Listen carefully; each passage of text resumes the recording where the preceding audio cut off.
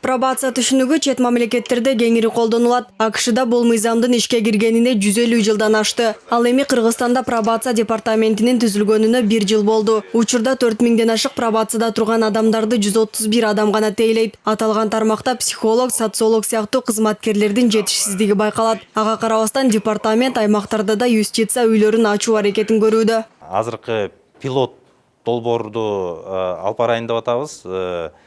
Жети Өгүз районунда, Таш көмүр шаарында, Талас областында, Жумгал районунда ушундай юстиция үйлөрдү куруу боюнча долбоорду ишке ашырып атабыз да. Пробация деген өтө оор эмес, кылмышка баргандарга эркинен ажыратуу жазасы берилбей, соттолгон жаран мөөнөтүн сырттан өтөсө болоорун камсыздайт. Юридикалык термин менен карасак, ал шарттуу түрдө эркинен ажыратуунун бир формасы катары сыпатталат. Анда соттолгон жарандардын укуктары корголуп, социалдык жардам көрсөтүлөт. Аларга жазанын гумандуу түрү колдонулат. Любое человеческое общество всегда говорит о гуманности.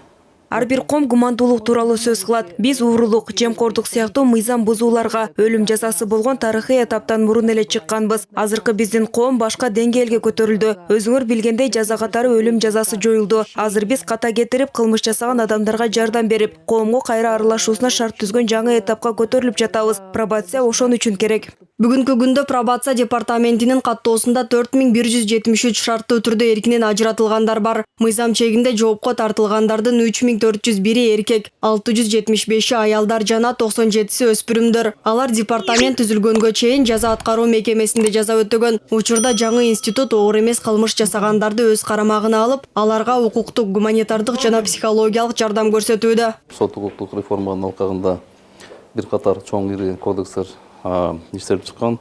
Анын арасында жазык жана жазык аткаруу, андан сырткары башка тийиштүү мыйзамдар, пробация мыйзамдары, амнистия мыйзамдары кабыл алынып, айрым кодекстери уже мына 2010 жылдын 1-январынан баштап ишке кирди. Ал толугу менен азыр күчүнө кирген.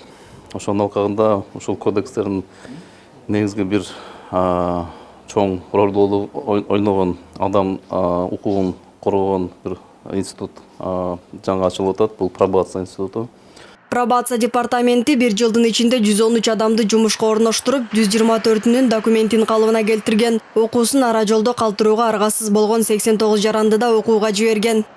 Талайгүл Эрматова, Кудурат Ташмурзаев, 5 канал.